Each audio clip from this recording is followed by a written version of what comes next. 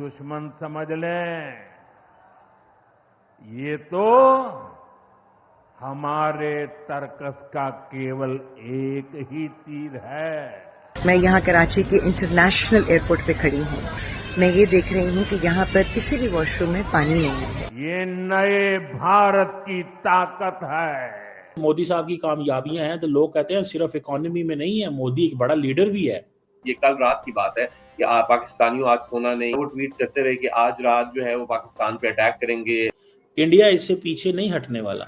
हिंदुस्तान के defence minister Rajnath Singh, उन्होंने एक स्टेटमेंट डाली है कहीं पर और उन्होंने कहा है कि आज़ाद जम्मू कश्मीर, जिसको वो पाकिस्तान ऑक्यूपाइड कश्मीर POK कहते हैं, वहाँ के लोग वॉलंटरली तौर पर हिंदुस्तान का और जम्मू कश्मीर का हिस्सा जो है वो बनना चाहते हैं। अगर ये ड्रिल्स जो हैं वो आप करते हैं तो आप बेसिकली लोगों को पैगाम देते हैं कि जनाब हम तैयार बैठे हैं। लेकिन सवाल ये है कि इन 27 वर्षों में पाकिस्तान ने क्या पाया और क्या खोया। एयरफोर्स के जहाजों में तेल होगा तो उड़ेंगे ना, आपके पास आर्टिलरी शेल होगा तो आप करेंगे। आज सुबह अगर आपने देखा हो तो प्राइम मिनिस्टर मोदी ने कहा है कि हमने 3 दफा तुम्हारे घर में घुस के मारा, ये आज उन्होंने कहा। और आप अभी तक जो हैं कहाँ हैं? आप हैं एटमी उसके पास, IMF के पास। तो फिर एटमी 5 धमाके कर लें, आप 10 धमाके भी कर लेते, मैं कहती हूँ आप 100 धमाके भी एटमी धमाके कर लेते, लेकिन आपको आगे तरक्की करना चाहिए। Operation shield last time India ने जब ये किया था तो उसके बाद इंडिया ने पाकिस्तान, देखिए एक ऐसा कंट्री के जो एटमी पावर बन जाए और उसके बाद तरक्की ना कर पाए तो ये तो एक बड़े ही अफसोस की बात होगी। और है इसकी वजह यह है कि एटमी पावर बनने का उस वक्त तक आपको कोई फ़ायदा नहीं होता जब तक आप अपने पाँव पर खड़े ना हो। और अगर आप अपने पाँव पर नहीं खड़े हुए और आप अभी तक जो हैं कहाँ हैं? आप हैं एटमी उसके पास, IMF के पास। तो फिर एटमी 5 धमाके कर लें, आप 10 धमाके भी कर लेते, मैं कहती हूँ आप 100 धमाके भी एटमी धमाके कर लेते, लेकिन आपको आगे तरक्की करना चाहिए थी, आपको अपनी इकोनॉमी को स्टेबल करना चाहिए था, लेकिन उससे उलट हुआ। उसी के पैरेलल जब हम देखते हैं तो हमें नज़र आता है कि जो इंडिया है, इंडिया ने जब एटमी धमाके किए तो उसके बाद ऐसा नहीं हुआ कि वो भी पाकिस्तान की तरह पीछे चला जाए। देखिए भारत तो चौथी इकोनॉमी बन गया, दुनिया की चौथी बड़ी इकोनॉमी इंडिया बन चुका है। इंडिया दुनिया की 4th लार्जेस्ट इकोनॉमी बन गया है। एटमी पावर तो वो भी है। एटमी पावर बनने की वजह से अगर आप जवाल का शिकार होते हैं या आप नीचे की तरफ जाते हैं तो फिर तो इंडिया को भी नीचे की तरफ जाना चाहिए था, उसको भी इतनी तरक्की नहीं करनी चाहिए थी। लेकिन हमने ये देखा कि उसने एटमी धमाके किए और उसके बाद वो एक बड़ी ताकत इकोनॉमी की भी बन गया। असल में तो जैसे मैंने कल भी कहा था कि इन रियलिटी जो रियल प्रोग्रेस होती है वो तो इकोनॉमी की होती है। आप जितने भी सेलिब्रेशन कर लें, जो भी कर लें, जो अवाम हैं वो कैसे मईशत की चक्की में पिस रहे हैं उसको तो नहीं भुलाया जा सकता। अच्छा, जहाँ ये दिन जो कि आपको पता है कि 28 मई पाकिस्तान में यौम तकबीर के तौर पर मनाया जाता है, वहीं ऐसा हुआ कि इसी दिन को आखिर इंडिया के प्राइम मिनिस्टर नरेंद्र मोदी ने क्यों चूज़ किया फॉर वेरी एग्रेसिव स्पीच।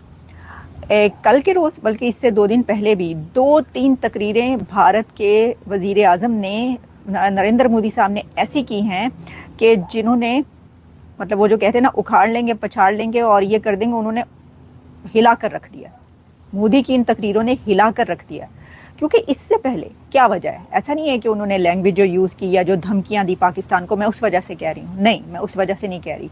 मैं इसलिए कह रही हूँ कि इससे पहले हमने कभी नरेंद्र मोदी को इस तरह बोलते, पाकिस्तान के खिलाफ खुली धमकियां देते या चेतावनी देते या हकीकत बताते हुए ऐसे नहीं देखा था। नरेंद्र मोदी ने क्या किया? उन्होंने पाकिस्तान के जो यूथ है उसको एड्रेस किया है। कैन यू इमेजिन कि एक दुश्मन कंट्री का जो प्रधानमंत्री प्राइम मिनिस्टर है वो अपने दुश्मन कंट्री के यूथ को एड्रेस कर रहा हो, उसको मुखातिब करके कह रहा हो कि तुम अपनी हुक्मरानों को और अपने अथॉरिटीज़ को, अपने करता धरता लोगों को ये बताओ कि पाकिस्तान से आतंकवाद ख़त्म करें, दहशतगर्दी ख़त्म करें और पाकिस्तान को तरक्की दें।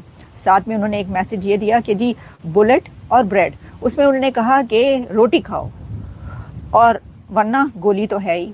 ये इसका क्या मतलब है? इसका मतलब है जियो और जीने दो। उनका ये मतलब था ना कि हाँ, अब अगर आप ये कहें कि नहीं मोदी जो है उसने बड़ी एग्रेसिव स्पीच की, वो तो उसने जो है ये कह दिया, उसने तो जो है इतनी गलत ज़ुबान इस्तेमाल की, इसका मतलब यही है जियो और जीने दो। वो किस लिए? क्योंकि इंडिया कितनी बार चलकर पाकिस्तान गया है। नरेंद्र मोदी खुद जब पाकिस्तान गए, प्राइम मिनिस्टर उस वक्त थे नवाज शरीफ, उनकी ग्रैंड डॉटर की शादी में, तो वो किस लिए, वो पीस कायम करना चाहते थे, उन्होंने सुलह का हाथ बढ़ाया, इसीलिए तो गए। अच्छा, उससे पहले वाजपेयी साहब जो गए, वो किस लिए गए? तो भारत की तरफ से तो अमन कायम करने की और हाथ मिलाने की बातें होती रहीं, लेकिन पाकिस्तान की तरफ से जवाब नहीं दिया गया, और जो जवाब दिया गया वो बहुत ही बुरा था। तारीख की किताबें आप पढ़ते हैं, अगर नहीं भी पढ़ते तो हम आपको बताते रहे हैं कि क्या क्या होता रहा है, और एनालिस्ट भी हमारे साथ जो हैं वो रहे हैं, और एनालिस्ट भी आपको बताते रहे हैं। तो ऐसी सिचुएशन में कि जब ऐसी एक हालात हों, तो उन्होंने ये कहा कि जी अभी तो हमने डैम का कचरा साफ किया। दोस्तों, भारत की हुकूमत ने फैसला किया है कि वो